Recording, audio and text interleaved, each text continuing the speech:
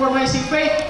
Ato na naman kita yung mga idea about sa uncompromising faith because daga na nag-share sa katong mga naiuna pang mga niaging gabi na yung mga nag-share about an uncompromising faith. No? Sa kalibutan karon nga puno sa kompromiso, daga na mupili sa sayon nga dalan kaysa sa tinuod nga pagsunod diha sa atong buhi nga Dios. No? Kay apan ang tinuod nga pagsimba, pagpamalandong o debosyon na kinahanglan og dili kompromiso pagtuo. No, usa may na butang sa inyo una-una yung mga idea ninyo about anang uncompromising faith, di ba? Kanang lig-on nga pagtuo, maski pa na ay mga kalisdanan silang kinabuhi, no? Kay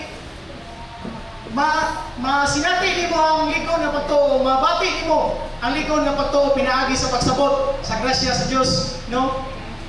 Uncompromising faith begins from understanding God's grace.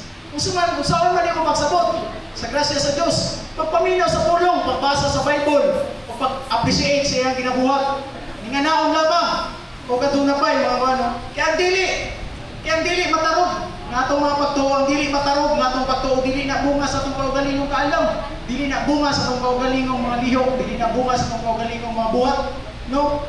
Kung nagikana sa mayong balita sa grasya sa Diyos, sumala pagani sa Ephesians 2:8-9. For it is by grace you have been saved through faith, and is not from yourself. It is the gift of God. No, not by works, so that no one can boast. Giluwas kita pinaagi sa grasya sa Dios. Dili pinaagi sa atong kaugalingong binuhatan. Ug mao na ang regalo sa tubuhi nga Dios sa tuwa. Ug dili pa nato pasalamatan sa kada adlaw nato nga makamata pa kita. Dili ba nato na pasalamatan ang ginahatag sa itong buhay nga Diyos, nga grasya, samtang buhay pa kita aning kalibutana, kita nga mayang people, mga bata pa aning kalibutana, no, magpasalamat kita sa itong buhay nga Diyos, kaya wala sa edad ang pag-appreciate sa pulong sa Ginoo, no? Mabata ka magmatiguang, kinahanglan gyapon nimo ang pag-appreciate sa pulong sa Ginoo. Kaya kanini ko na pato mga igsoon, no? Sama lang usa kini usa ka kaayag nga kandila, na walay patay-patay, nga ana sa sulod. Sa baso, bisan pag-adunay kusog nga hangin, dili kini mabalong. Dili tungod kay likon ang kandila, tungod kay adunay proteksyon. Ingunana usab ang atong pagtuo mga igsoon. No? Ingunana usab ang atong pagtuo. No? Apan tungod kay adunay proteksyon, ingunana usab ang atong pagtuo nga gitabunan sa grasya sa Dios. No? Dili mabalong tungod kay ang atong pundasyon sa atong pagtuo mao ang grasya sa Dios. No?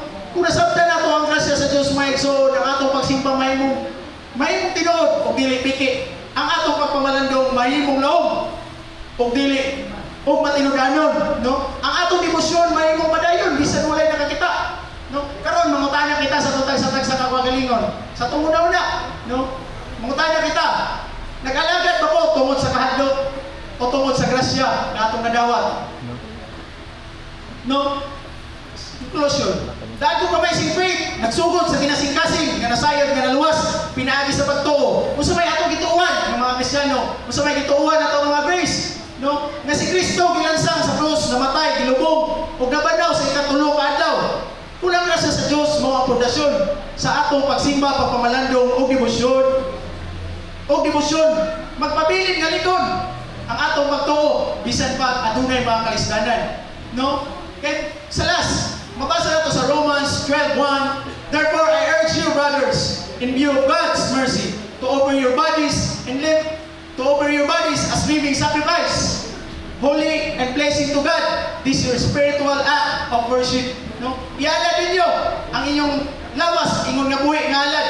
Mao kini ang inyong espiritualong pagsimba. Kita ninyo mga people, dapat kita gyud. No, kita nga mayang people dapat dili lang kay kanang mga kuan ng pagmakatutag simbahan, dili lang kay kanang mga pag-ampo abot sa itong mga kaayuan, dili lang kay abot sa mga pag-successful lang atong pag-ampo. Magpasalamat kita, nagsimba kita, nangalagad kita sa itong buhay nga Diyos tungod sa itong pagpasalamat, tungod sa grasya nga atong nadawat, no? Dili sa sigpangayo, okay lang sigpangayo, no? Pero isipin mo si God, no? Siya hindi mo unawan perminti ang kanay mo gikinanglan, ihatag ra niya ang kanimo, no? Kaya aduna ko yung sa kasabihan, last na ni. Success doesn't feel you success if God not live in your heart.